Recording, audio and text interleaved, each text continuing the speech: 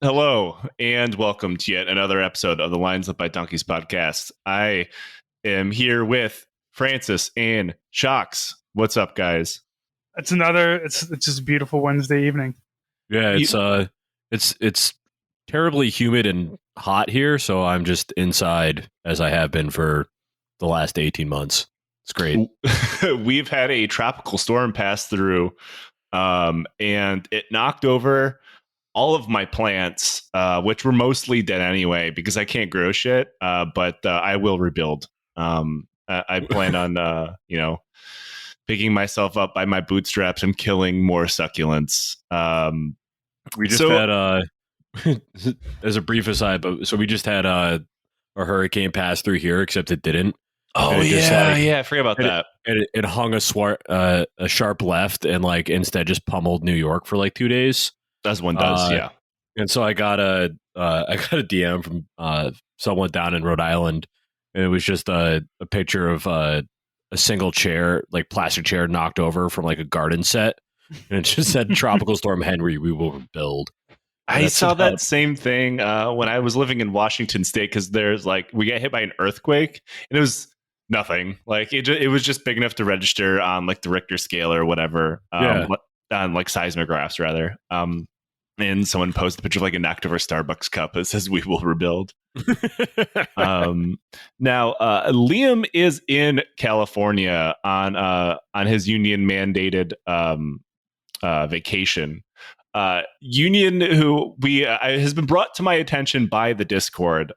For people who are unaware, about 3 years ago at this point, during the Soviet-Afghan War series, we coined a joke that started with the Jalalabad dick-sucking union. Due to recent events, the union has had to move from Jalalabad. Union headquarters have violently relocated to Tajikistan. We are now the Panjshir Valley dick-sucking union. We did that so we don't actually have to change our signage. There's a J in Panjshir. Now, oh, Jesus. Just the I say that a week before I'm about to go on mine too. So we have something of a tradition on this podcast, and that is dunking on the poor Soviet military. And we've probably done more than any other particular nation on Russia in particular, because the Soviets, and then we also talked about the Russian Empire more than once. Just Russia in general.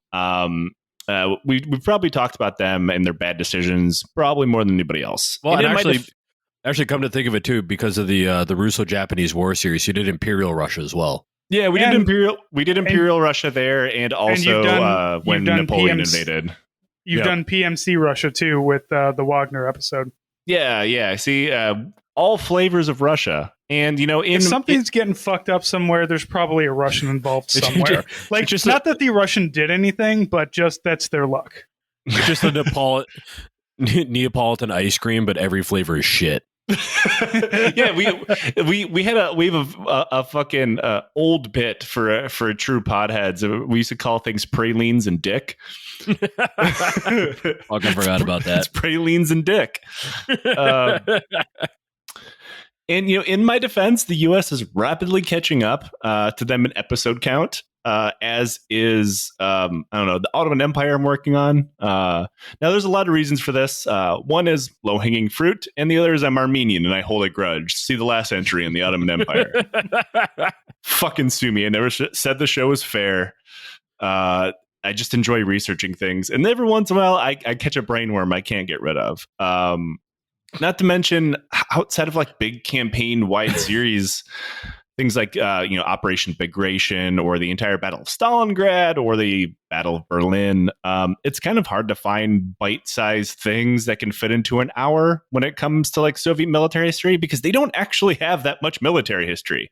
Yeah, as it turns out, most of the bite-sized things are currently buried in zinc coffins throughout the course of Russia. So just bulldozed into trenches up and down the lines outside of St. Petersburg.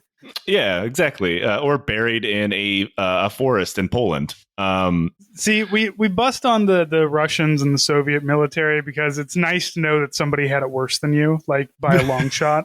Because, like, you think about our war, and Joe, I know you like actually did real war, but for a large chunk to be fair, I also lost. I don't know.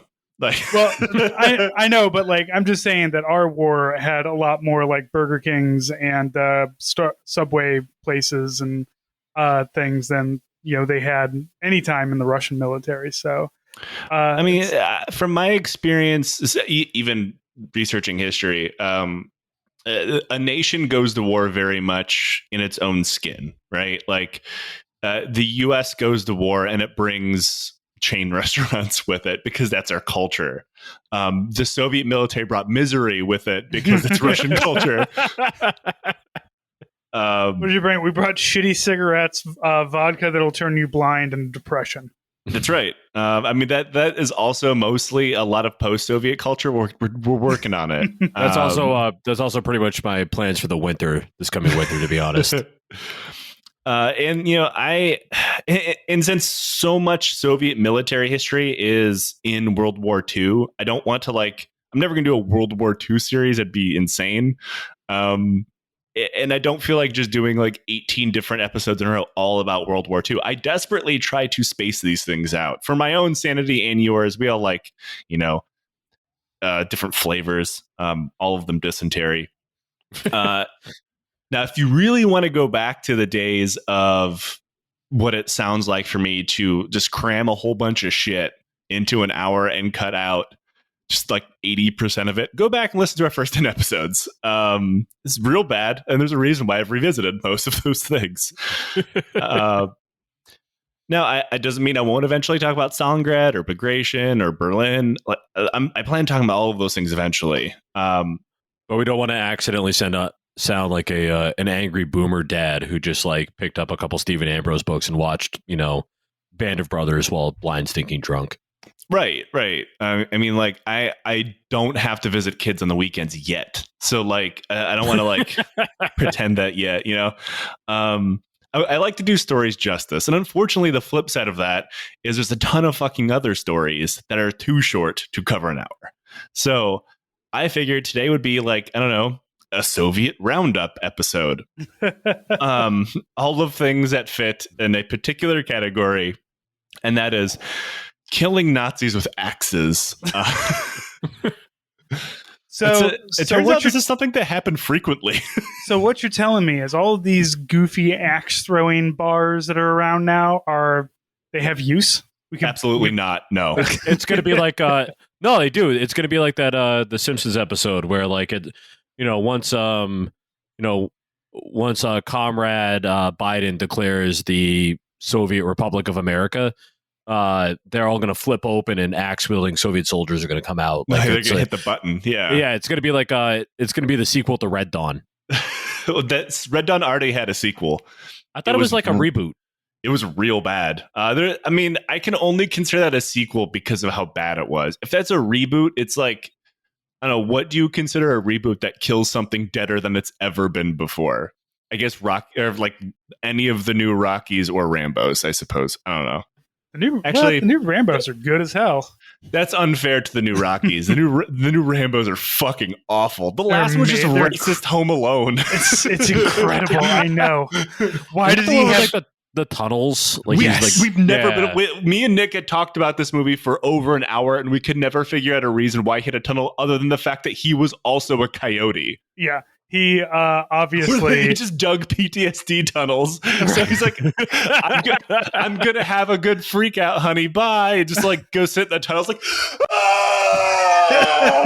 I need a place where I can scream and shoot a gun into a wall. I'm just gonna go ahead and build some PTSD tunnels. and go to my screaming tunnel. In fairness, this would probably help the instance of special forces folks losing their minds and holding family members hostage that we see. You put them in the tunnel and you seal both ends. I mean, I'm also good with that. I mean, you gotta send them to the Angry Dome. Yeah, I was just about to fucking say that. It's the Rambo version of the fucking Angry Dome.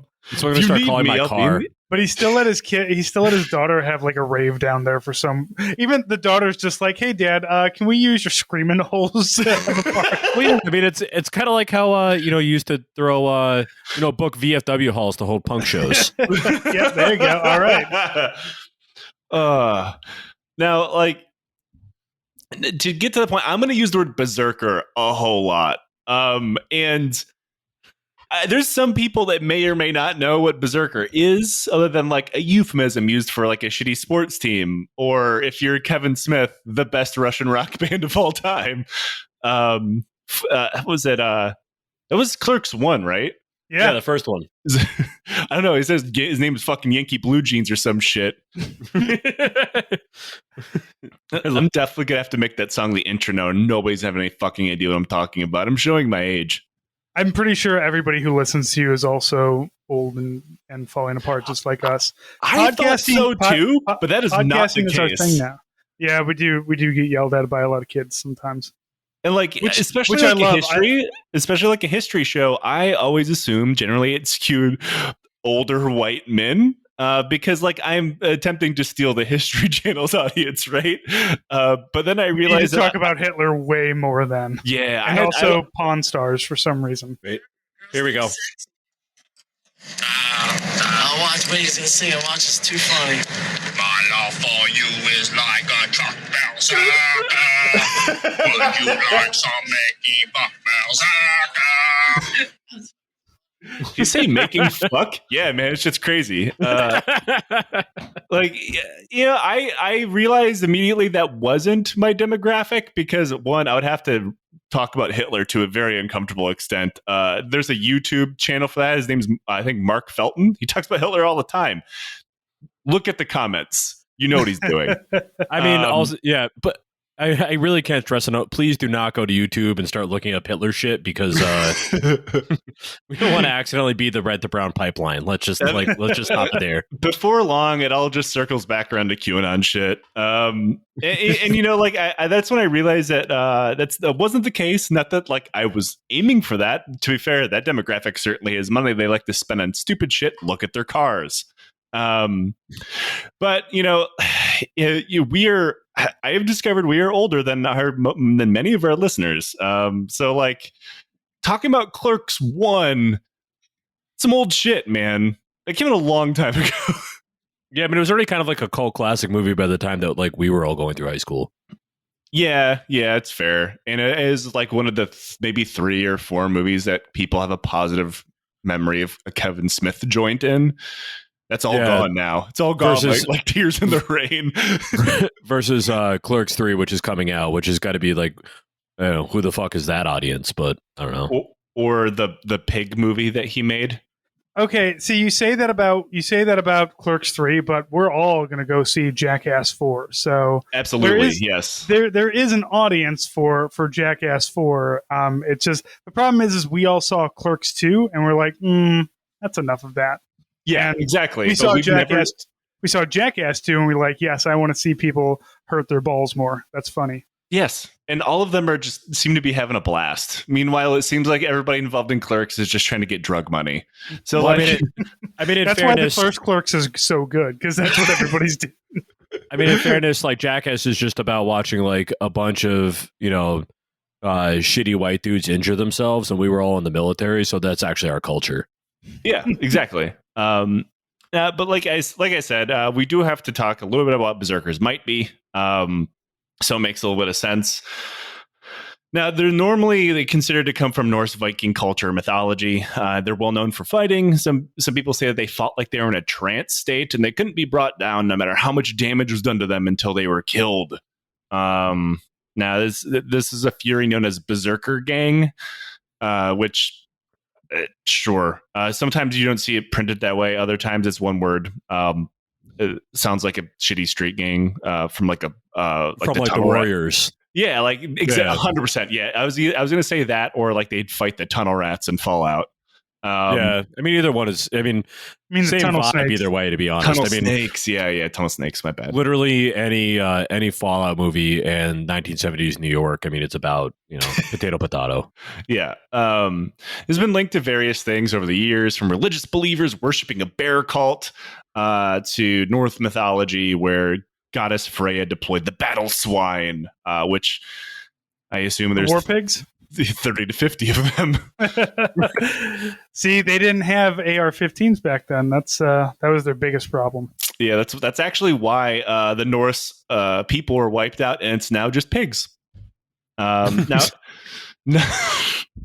nobody is sure, one, that these guys were real, or two, if they were, how the fuck they managed to pull this off. Because you hear stories that they were fighting everyone around them to the point that like they had to dress a particular way so everybody knew to stay the fuck away from them, because they would just be murdering everybody.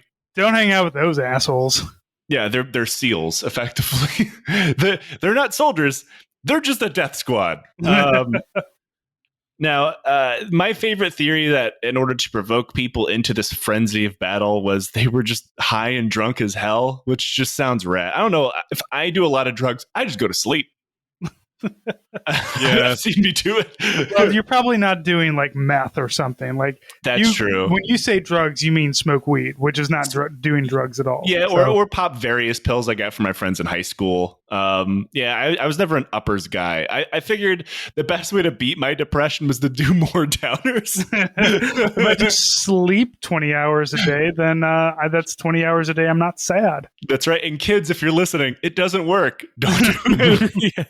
It turns out having depression for dinner every night is actually not a long-term solution. Yeah. And the one thing I didn't try, which is apparently the prevailing idea, is other than possibly just getting blind drunk, is that they would eat nightshade, which is a poison, which would induce hysteria and hallucinations, and then someone just push them in the right direction. I will have to eat nightshade and get back to you guys. Anyway, the Lines with My Donkeys podcast has been on an 8-month-long hiatus as I rot in my office, dead from nightshade indigestion. Well, new Patreon goal. If you get it up to 3,000 subscribers a month, Joe has to eat nightshade. Yeah, that's true. Yep. Yeah, the Bosnian war criminal, but instead of a shot glass, it's like a little leaf. You can watch it. This could be the next live stream. Is all of us just doing shots of chewing on nightshade? Yeah, it's like cot. You just chew it up a bit and spit out the residue, and then you just melt your face off and die. Yeah, but I'd be the asshole who goes out and brings in a tomato and says, "Technically, it's nightshade." God damn it! Fucking nobody likes that guy. Technically, it's a fruit. Now, I wanted to point all that out because we're going to be talking about Berserker adjacent stuff a lot. And maybe there's some people who didn't know those guys were based in anything other than dumb graphic tees or something. I don't know. Now, so the one thing that you want to make sure you do is after you go on YouTube and Google search for information about Hitler for a while, make sure you then look up Norse mythology, because it'll really just make everything better. You'll really figure out where all the runes came from. Now this brings us to our first story, the tale of the heroic Soviet cook Ivan Pavlovich Seretta, the only man I've ever heard of who captured a tank while using an axe. Now Ivan was I'm going to breeze right past that, because if we discuss it, it doesn't make any more sense than when I tell the story. I'm going to go out and say that like the Soviet cook needs like a skills tab now, because both guys we're talking about today are cooks at some point. I don't know if there's something different going on in Soviet cook class. I mean, a good portion of the cooks that I ever knew were like fucking nuts. So that kind of checks out, to be honest. Yeah. Love our cooks. Both other veteran part-time hosts of this show were cooks or are cooks, so that tracks. Not counting Liam, of course, he's a civilian. Now, Ivan was born on July 1st, 1919, in what would be today Kramatorsk, Ukraine, a city I am sure I pronounced correctly. Which was then part of the Soviet Union, kind of. Like many people in Ukraine at the time, Ivan and his family were desperately poor.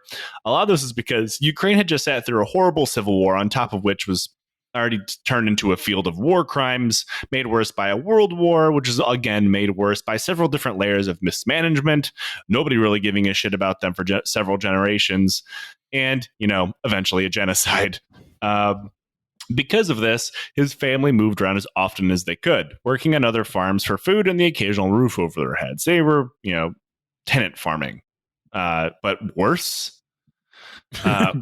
Because it is Russia after all, so right, and nobody has any food or money, so you have to bust your ass on these fields to get paid very little or nothing, and then hopefully get a meal and a roof over your head. Eventually he was able to go to school, forgoing college and instead choosing to go to a technical school, where he ended up in the Donetsk Food Training Center, a place where nothing bad would ever happen again, where he learned how to become a cook. Ivan didn't really care or want to do this job. It seems to be the only school he was able to get into. He graduated school and began looking for work in other fields, as one does. If he was me, he would simply start a podcast. He just writes a book about how shitty his time in the military was and then starts a podcast. His book would be way better than mine. We should find the guy who's the guy that the Russian guy who wrote about the his experience in the both Chechen wars. God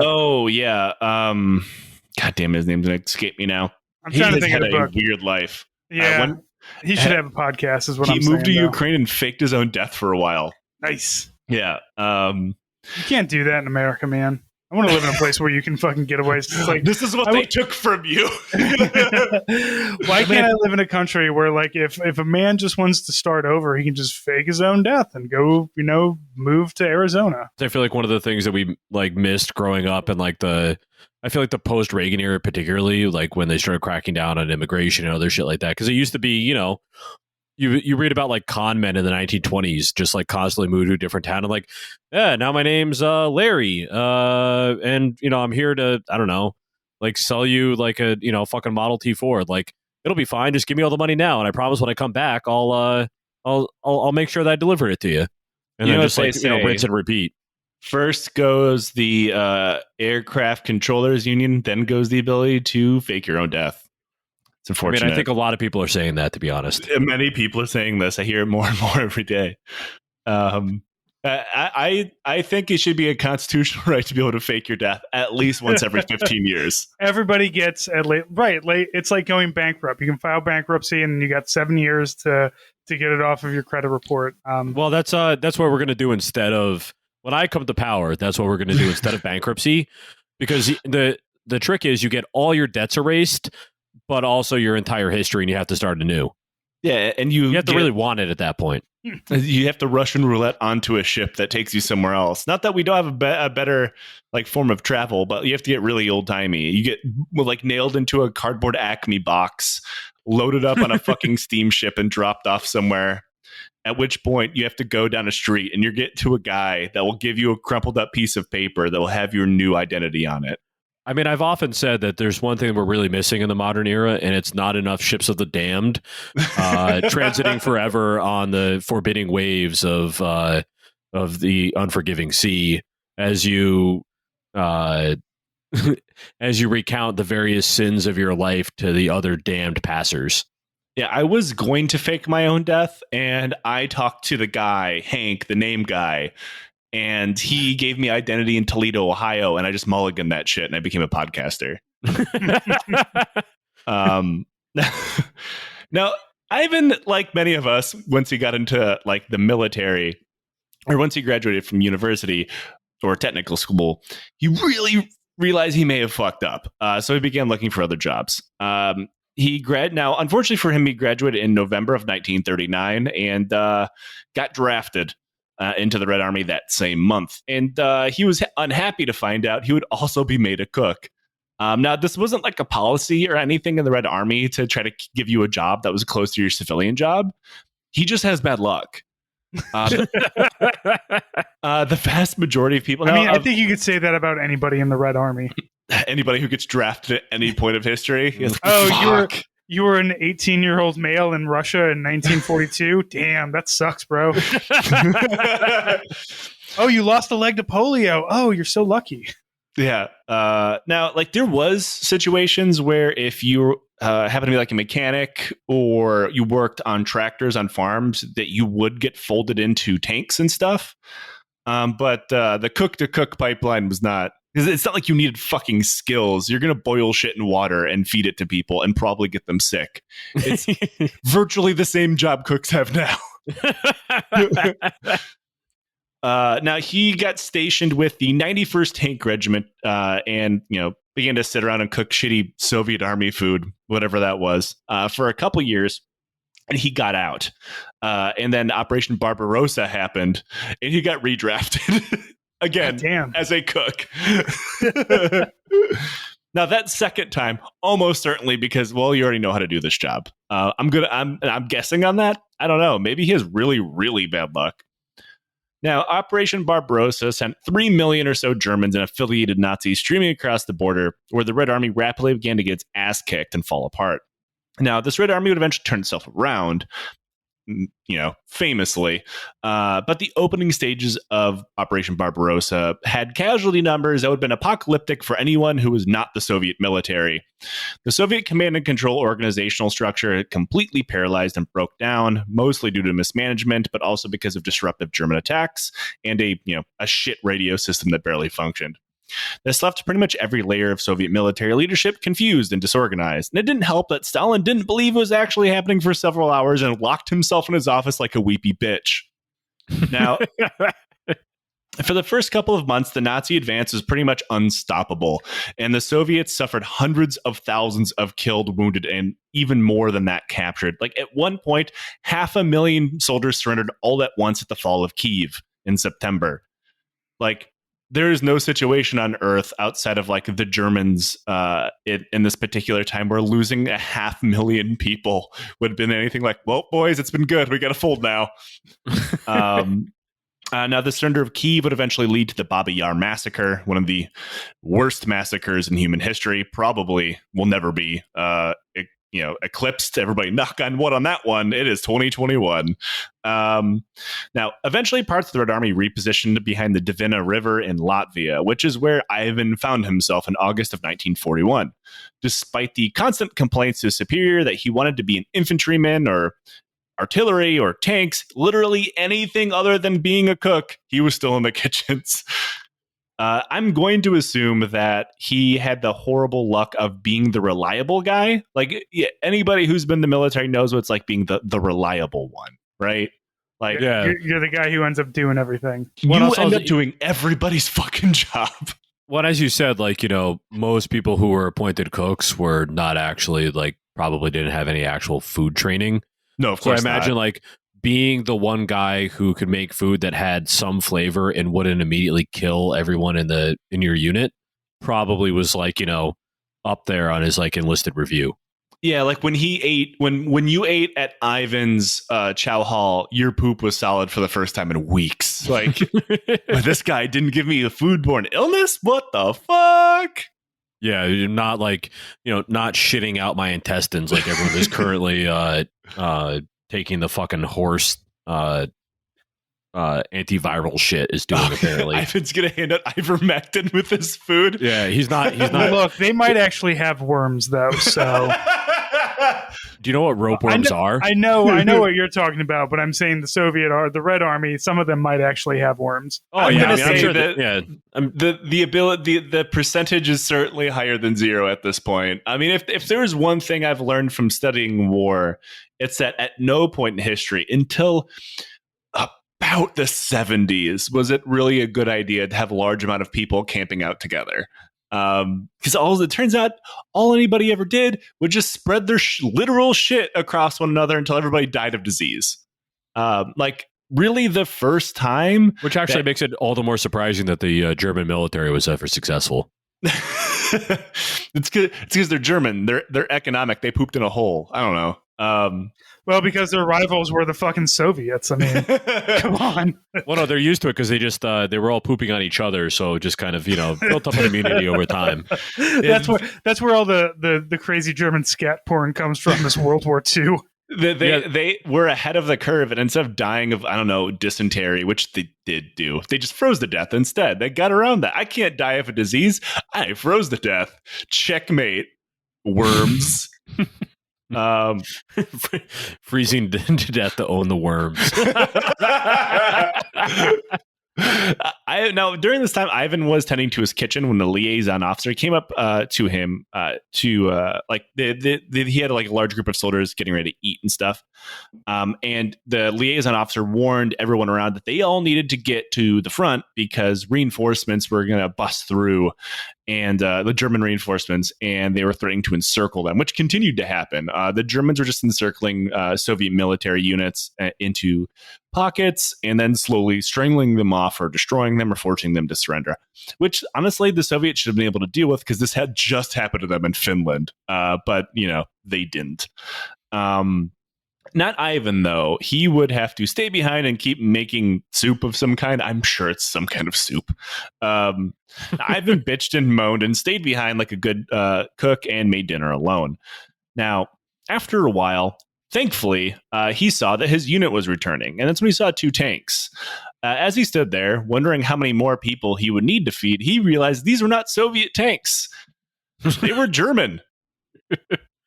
Now, he was not an idiot, and he realized, wow, I'm fucked. So he hid behind the flaps of his cook tent, hoping nobody would see him. Now, one of the tanks kept driving, seeing an empty camp, and wanted to see what was beyond that. But the other tank stayed behind. That tank crew, assuming they assumed the camp was empty because literally only Ivan was in the camp. So they're like, hey, look, I smell food. And they climbed out looking around. They left their weapons in the tank, which is just dumb as hell. Even if you think the camp is clear, I don't know, bring a rifle, a pistol, whatever. I mean, look, I know we were trained different. I cannot imagine at any point in a war zone not having a gun within the fucking grabbing distance at any point. Especially the fucking Eastern Front of World War II. Again, the Germans have a pointed stick. Have something. The Germans were only so good because they were going up against the Soviets. I mean, you're really not wrong. Not in such a sweeping, victorious thing in the opening of Barbarossa. Anyone with a brain between their fucking ears would have seen this coming because they were warned about it. Actually, right before Operation Barbarossa started, a German deserter ran across Soviet lines and warned them about it, and then they just shot him. Wasn't there also the spy ring too? Yeah, there was no shortage of information telling the Soviets what was coming. See, Stalin was just convinced they were friends, and they were trading a lot of oil to the Nazis, and it was in their best interest they continued doing that, as well as steel and stuff like that. Turns out, don't do that. Don't trust Nazis, folks. Now, top tip. Top tip of this episode: Nazis, bad. Now. Ivan saw 4 of them walking around unarmed. He's like, kind of like my odds here, which is certainly more than what I would think. But Ivan had a rifle that he hadn't used in quite some time. But he also knew that if he fired it, he would alert other people, right? So he grabbed a wood. Damn, I was hoping you would go for a comedic frying pan or a ladle. So he grabbed a wooden axe that he used for splitting wood to make fires, right? And ran at them screaming and yelling like the Borscht Berserker. Germans hearing a dude screaming in Russian, I feel like would be a bigger giveaway than just firing a rifle in a war zone. But maybe I'm wrong on that one. Yeah, I don't know. I'm starting to think Ivan was, everybody's a fight or flight response. Ivan's response was very heavily tilted to one side, without any and all rational thought, because he had a firearm and he chose an axe. Even his firearm had more than 4 bullets in it. No, it could have been unloaded, and he just never thought to grab ammo because he had never seen combat up until this point. So, who knows? Or he could have just thought that he was really fucking tired of being a cook and he was just ready for death. He's Russian. He embraced the darkness and ran as close as he could to death. Another top tip from this episode: embrace death. Now, To be Russian is to always have Simon and Garfunkel's "Hello, Darkness, My Old Friend" playing in the background, no matter what you're doing. The Germans, who had, remember, gotten out of the tanks without their weapons, ran as fast as they could back to the tank, locking themselves inside. There's like internal hatch locks and stuff. Ivan gave chase, climbing onto the tank and out of the way of the internally mounted machine guns. Smart. Yeah. Now, those are normally like there'll be some on the top tank commander's hatch, which obviously they can't use because they've locked themselves inside. And if you stand on the turret of a tank, there's no way for that tank to attack you. It's like a really bad super villain weakness that you see in like a Mario game. Well, it's kind of like it's the inverse of a turtle on its back. Yeah, exactly. Now the Germans fired wildly in every direction, assuming they might be able to wing him, not knowing he was standing directly on top. They didn't fire like the main cannon because that would have been kind of overkill. Instead, safe and on top of the turret, Ivan began to rain blows down onto the exposed barrels of the machine gun with his axe until they warped and bent from the impact. Then the Germans realized they had pissed off a vengeful god of army cooking, attempted to drive away. So Ivan smashed his axe against the viewing ports of the tank until they all broke, completely blinding the tank. This guy has already done more than I ever would in this kind of situation, and he just keeps going. This is Berserker mode, I suppose. Yep. When you grab an axe and break portholes. Like this is a guy that grabbed an axe, looked at a tank, and be like, "I like my odds." Like. Incredible. Ivan then realized he did have a bit of a problem. If these guys grabbed their sidearms and came out at him, he would be fucked because there was weapons inside the tank. Now he could like line up outside the hatch and try to axe them in the face one by one as they came out, but they could just shoot him. So he decided if these guys would fall for a bit of a ruse. He called out loudly in German that his comrades were nearby, and then yelled out in Russian, which there was a bit of they understood a bit of Russian. He yelled out to his comrades in Russian to bring him anti-tank grenades, despite the fact there were no comrades or anti-tank grenades anywhere around him. And the Germans would probably know that. I don't know. He's doing the I'm just laughing with all of my friends just out of shot. Yes. Now, Ivan, in German, demanded the people inside the tank surrendered or they would all be blown up. They agreed, and then he made them come out one by one, and he tied them around the turret of the tank. And now, as they came out one at a time, he like tied them and then tied the next guy up behind him. So they never until they were all tied up, they didn't notice that he was alone.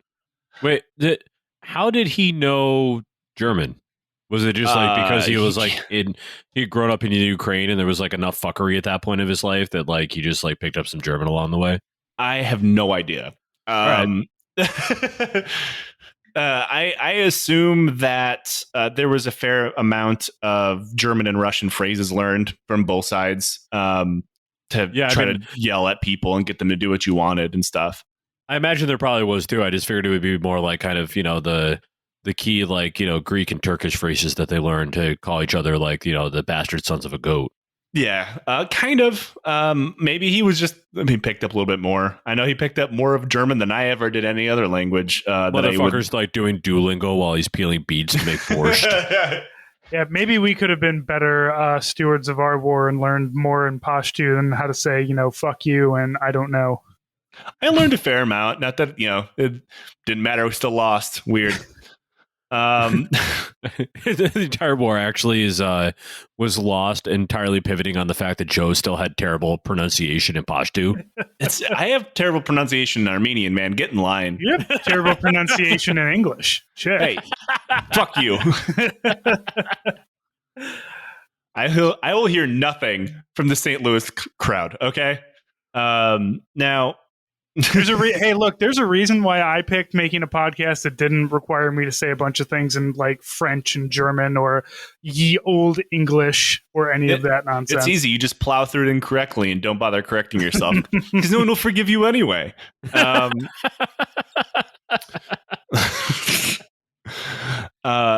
yeah, so at this point, he has them all tied up and outside the tank and tied to the turret, like to the hatch itself. And they're all just like sitting there, like I assume pissed off children with like their arms crossed, like I can't believe we fell for this.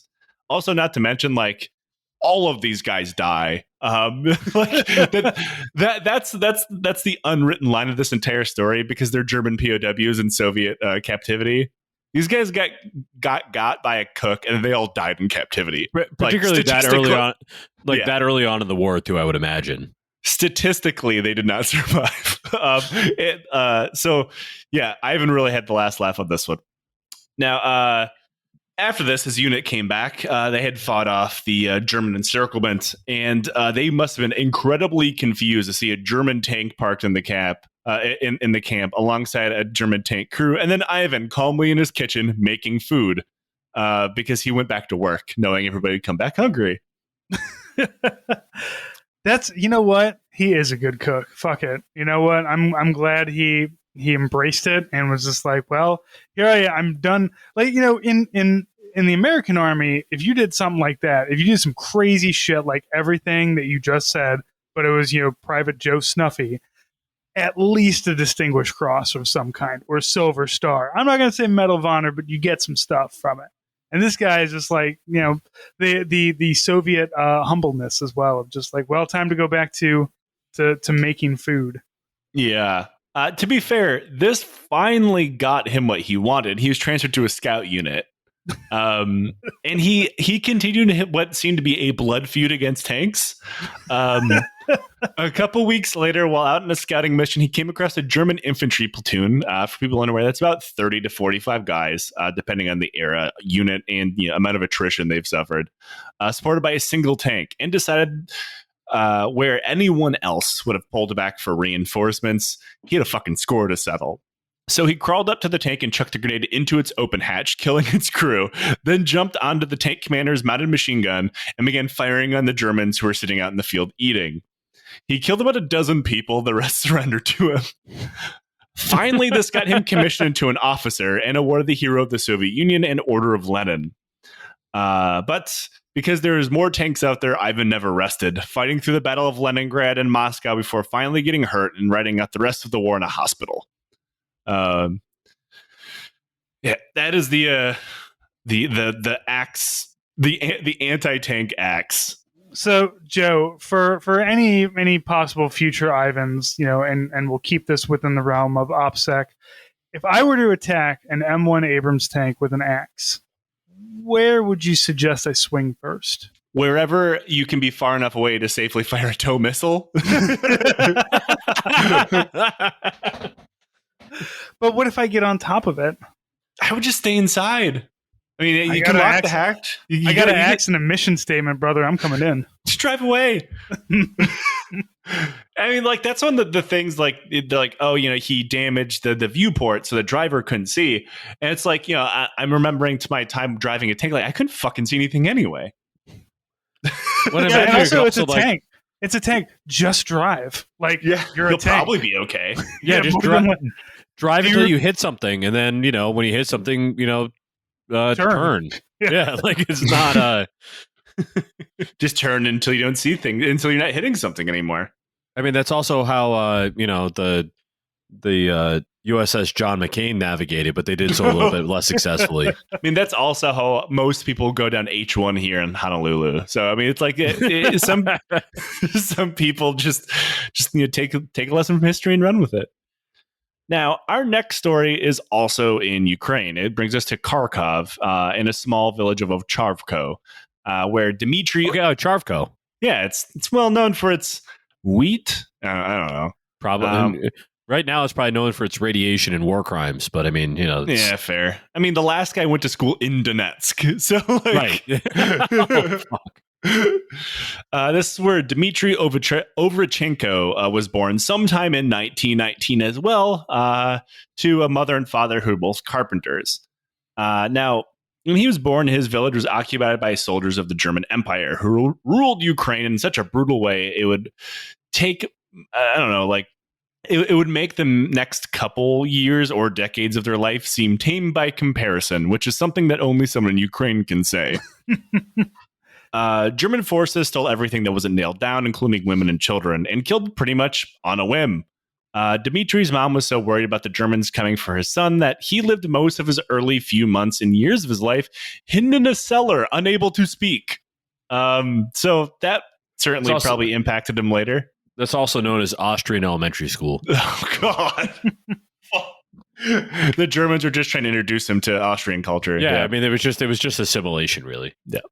Yeah, Governor General Joseph Fritzl was in the mix. Then the war ended, and Ukraine only had, a civil war and eventual Russian invasions to worry about. And then, the aforementioned famine-induced genocide. Demetri and everyone else had a rough life. Through all of this, Demetri and his family stay in the same village, and he worked mostly with his dad. Demetri is described pretty much everywhere as a, quote, simple country boy. I'll let you fill in what that means to you. He was a himbo. He went to school for 5 hours once. Driving a lifted carriage. Like, he went to the local village school for 5 classes, which I think is about a day and a half of school before just failing out and quitting. He never went to school. Like, he made his living in doing odd jobs, mostly carpentry and chopping wood and harvesting hay. This dude was not fucking small. Like, if you've ever had to harvest hay or like chop wood to actually make fire, that shit's exhausting. There's a lot of throwing of heavy stuff going on there. I had a girlfriend in high school whose parents had like horses and like other barnyard animals and shit, and helped them load hay once, which I did because I was an asshole and like 14 years old with like my mohawk and like Doc Martens and like my t-shirt and like, I don't know, fucking like cargo pants or something like that, because it was like 2002 and it was not a good time. Not a good time. Just skank dancing as you're throwing hay. Yeah, it's fucking picking up change as I'm like, throwing bows while throwing hay. Yeah, like this guy was, like I said, a simple country boy. He was incredibly large and strong, but just dumb as sex shit by all accounts. Like, failed out of school like a day and a half. He was. I've actually never seen. I've seen it be said more than one place that he was functionally illiterate, which fine, I guess. But by 1941, like most Soviet men, he was drafted. He was shoved into the 176th Infantry Division, serving in a machine gun company. Now, just hours of being at the front, he, like, I don't know, 500,000 other people were immediately wounded and knocked unconscious. He caught some shrapnel, nothing super serious, while fighting in Moldova. And he was sent to a hospital. He eventually recovered and was sent back to the front. But his time away from his machine gun company was pretty short. But when he got back, people realized he wasn't quite right. He was now sporting a TBI, and remember, couldn't read. So perfect. So they're like, you know what? Fucking enlisted soldier of the year right here. So you know what? They're like, we got a job for you. Here's a pickup truck. Oh yeah, no, the guy with a fucking head injury who already like doesn't know how to read. Yeah. No, like let's see him put it in H. I'm sure it'll be fucking gold. So he was given a truck to ferry supplies to the front line. Now, most of these supplies were hay for horses and wood for, chopping up and for fires or shoring up defenses. And I do have to point out here, almost every source I found about Demetri's life is some horribly translated website. Like, even the stuff from like Ukrainian historians was not translated well. So like, it's a bit rough. And I do have to point out there's some disconnect if he was driving a truck or a horse cart, because I see it like mentioned both kinds of ways. I think he was driving a truck because I see it called a truck more often. And that is funnier because he, TBI and he can't read. Weird that a guy who was functionally illiterate didn't leave a better written record behind him. Yeah, he tried to write a memoir, but nobody could read it. If there's like one thing that we have learned, it's that somebody who's functionally illiterate can drive a pickup truck, and that means they can do some fucking war. Slap a recoilless rifle in the back of that thing, man, and you've got a war machine. I mean, I'm still just imagining it like Charlie Kelly's like diary from It's Always Sunny. Like it's just a picture book. You have to read it, Charlie. Nobody can read this. Yeah, I mean, like, so depending on if you're Ukrainian, you know what he actually did. I don't know. I'm going with a truck because it's funnier. But this is the opening few weeks of Barbarossa, so the front line was completely unstable, and at any given point, you could find yourself running into hordes of Nazi soldiers. Like, the line was very fluid. This was made worse by, like I pointed out before, terrible communication networks between various Soviet units, and almost no maps being distributed down to a company level. So, like, nobody had any fucking idea where they were. What do you need to see where you're at? Look, I can't do land nav anyway, so fuck it. Well, you also weren't infantry, so you don't got nothing to worry about, Francis. Eventually, his truck was called to be loaded up with ammo and ran out to the front. This required him to also load up hay and wood, covering it all up with a waterproof tarp because it was an open back truck to protect it from the rain. And he secured the tarp down with a axe to weigh it down, which we call foreshadowing. Oh, good. Good. We gave Lenny a fucking truck full of ammo and an axe. Let's see how this one fucking turns out. I'm sure it'll be good for everybody. He also had a gun, but at no point does he try to use it. I don't know. Like, I know we're only talking about 2 of several million Soviet soldiers, but both of them were at one point given a choice between using a gun and an axe. Like, go with the axe. You can't really go Berserker with a gun because Berserker, you got to hit something. And I mean, as sturdy as the AK-47 is, you know, you still this is World War II, so this is pre-AK. So just a little, yeah. As sturdy as 47, yeah. Right. Well, as sturdy as the SKS or the Mosin Nagant that you probably have is, it's so much like more. I don't know, just like if you're gonna swing something, you want it to be an axe. I mean, you could certainly upend a Nagant and use it as a club because, I mean, it is just a bolt-action rifle is just a club with a barrel on it. Really, yeah.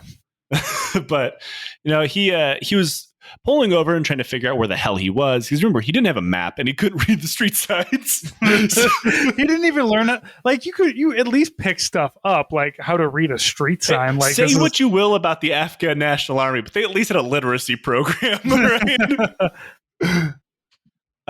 Now, while he was pulled over trying to figure out what was going on, 2 German trucks pulled up, each carrying soldiers. Now, in total, there's about 50 Nazis staring down at this one very lost Ukrainian guy. Now, he glanced around at his one weapon, a bolt-action Mosin Nagant. It's like the short version. I think it's the cavalry version. And realized that he was probably fucked. Now, while he was trying to figure out what to do next, Nazis quickly advanced on him and snatched his weapon away and started questioning him, asking who he was, why he was driving down this road. More importantly, where were the rest of the Soviet army in the area he was and where was he going? Not thinking the single truck driver was much of a threat, Demetri was left alone, unrestrained with the lieutenant that commanded the unit, who spoke bad Russian.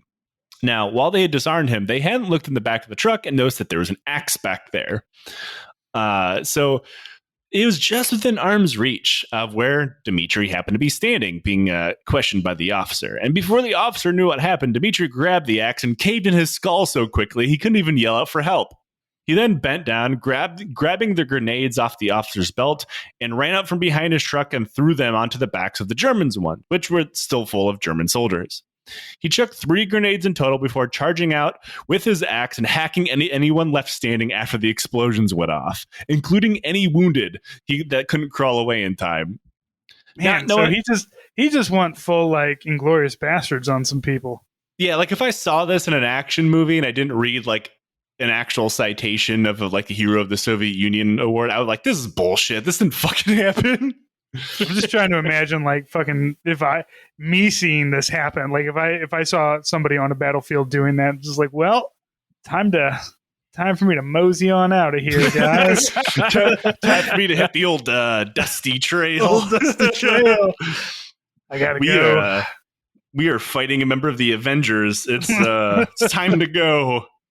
Now, not knowing what the fuck was going on, and also because they just found another Soviet berserker out in the middle of the woods and didn't want to anger him any further, anyone that could still run ran for their lives. Not a single shot was fired at Demetri as he went on his country boy fueled murder spree. Yeah, no, that's about right. Similarly, I would run away. No, Run. don't want to. I don't know what the fuck is going on right here, and I want no part of it, so I'm out. I don't have to outrun him. I just have to outrun Fritz, who failed his last PT test. Yeah, motherfucker, I'm the one who pencil whipped your 2-mile time. Suck my dick. By the time his thirst for blood had subsided, he had killed over 20 people. But that wasn't enough for him, so he sprinted off down the road, catching another officer who was limping from a wound and hacked off his fucking head. Also, too, like, I can't imagine that these axes were sharp. Like, It that takes like some fucking effort. Like, that's got to be like, you're putting some time, energy, and effort into like taking someone's head off with that shit. Yeah, it's like you assume that it's sharp until you try to use it, and you're like, oh, fuck, I have to hack at this Nazi until my arms get tired. But see, you're in Berserker mode, so it's okay. Yeah, Just singing a she shanty while you do it. his life was his love was like ticking clock. Now, according to a Would you like citation, some heading chop Berserker? now in his citation for his Hero of the Soviet Union award, he was credited with killing 23 people in the span of only a few minutes. Now, if that sounds unbelievable, you're not the only person that would not believe it. Hold on to that thought. After he went back to the smoking wreckage and piles of corpses that he had left behind, he looted them for everything he could find: guns, maps, and papers. You know, he assumed all of the paper was good because it's not like he could read it and tell what was on it, but he assumed it was all intelligence. And he packed it all back into his truck and then kept on driving back towards his unit. Now, when he got there, I assume looking absolutely terrifying, covered from head to toe in blood. He told his commander what had happened, and as you can imagine, nobody believed a fucking word he had to say. Now, furthermore, I need to point out here, being a lowly soldier in the 1941 version of the Red Army was stressful to say the least. In the opening weeks and months of the war, executions of soldiers for violating basic rules were very fucking common. And by that point, I mean, like, they're just not up to the standards of the local political officers. It was very arbitrary in the violence they committed against their own soldiers. Demetri had been missing for hours, with rumors swirling around that he was dead, captured, or he even deserted or defected over to the Nazis, which also not uncommon, right? So the first response his command has was to think this guy was making shit up for being late or being a double agent of some kind. Which, to be fair, possible. Yeah, but like, this guy has to be just soaked in blood. Like, Demetri, where'd you get all this blood? Found it. Yeah, like I mean, all I could think of is the Mad Max, where he like shows up and it's like, oh, he's bleeding. It's like, that's not his blood. Like, yeah, it's the scene from fucking American Psycho where he hacks the guy up with the pieces with an axe, and he has to put on like the splash vest first. In fairness, they also denigrated Huey Lewis in the news. So, whom's are we to say whether that was good or bad? Are you a bad guy if you killed Jared Leto with an axe? It's a question that we all have to answer. Are you? I'm not going to say. No, never mind. Nope. Not going to continue that thought. Now, after reviewing these documents that he brought back with him, the political officer drove to the scene of where Demetri said the mass axe murder had taken place and confirmed his story, counting 21 dead soldiers and 2 dead officers. Now, during all of this, Demetri was held in the local detachment of the NKVD for 3 days, facing an almost certain death sentence. Now, for people unaware, the NKVD, bad people to be locked up by. What were they going to lock him up for? Desertion, so being late. Yeah, he was almost certainly going to catch a bullet in the back of the neck if the political officer came back and said, "Hey, I didn't see any dead bodies." I thought here I am just like, oh, this is probably Article 15. I was like, oh no, this is Soviet Union World War II. He's dead. Right. Yeah, and it's very desperate points of Soviet Union World War II. Like, in 3 years or whatever, you wouldn't catch a bullet in the back head for being drunk and late to work. You just like get smacked around a bit. but like the opening parts, real bad to be anywhere near this uniform. Now, thankfully, the political officer came back and told everyone, like, yo, I just found a pile of fucking dead Nazis out there. This guy's telling the truth. All of them got axed to death, and he was released back to his unit. Now, on November 9th, 1941, in a decree of the Presidium of the Supreme Soviet of the USSR, quote, for the exemplary performance of the combat tasks of the command at the front of the fight against the German fascist invaders and showing courage and heroism, Demetri was awarded the title of Hero of the Soviet Union. Though this did not pull him off the front line or even get him promoted. Instead, he went back to driving a truck.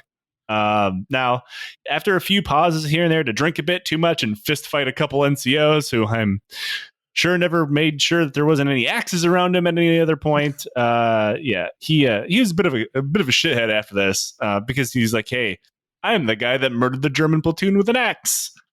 Now, unfortunately for our axe-wielding maniac truck-driving country boy, Demetri would not survive the end of the war.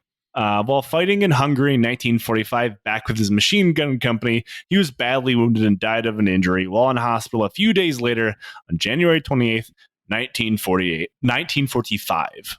So he almost saw the end of the war, but now he's killing people with an axe in heaven now. He's in Valhalla. Do you think that's how it works? Like, Valhalla is for the people who believe in this, but also if you go crazy with an axe on some people, you also get in. So what you're saying is Lizzie Borden is in Valhalla? Yeah, Lizzie Borden.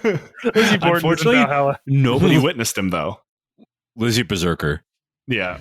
He should. That's why he should have left one guy alive, like that one dude, and just like drag him back and be like, no, tell him the story about how I killed everybody with this giant axe.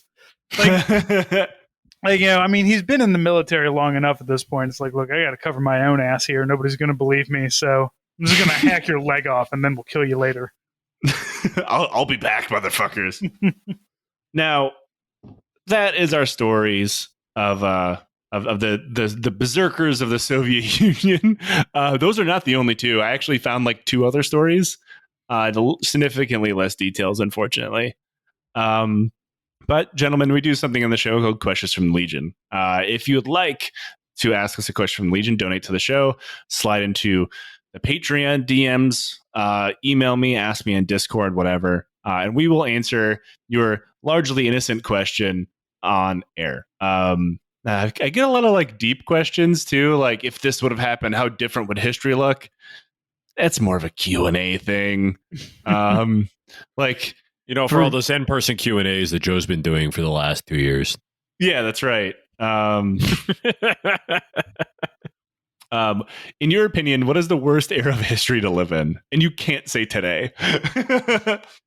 Every era of history before today is worse. Like now, and of course, we're all going to say these as like, you know, straight white men. So anytime in history, especially American history, is great for straight white dudes. I don't know. Like, I don't know, man. I'm Armenian. My era is much different than yours. Yeah. To be fair, you know what? My biggest, the era would be any time before like, they could knock you out for surgery, because that's like my biggest fear is like having to have surgery done and being awake and feeling it the entire time. So literally any time before, I think like 1875 or something for me. Let's say you just don't get surgery and you end up like being that guy with the weird twisted limb that just hobbles around. Yeah, I could be that guy too. I mean, it's living today. Francis. I mean, mine's easy. 1915. Not a good time for my people. It's the beginning of the Armenian genocide. For those. Oh, Joe's talking about the Armenian genocide again. All my people got killed. Do we get an air horn for that? I'm sorry. It's so easy for us straight white men. Hey, man, you're Armenian, but I'm Irish, so you know, same boat.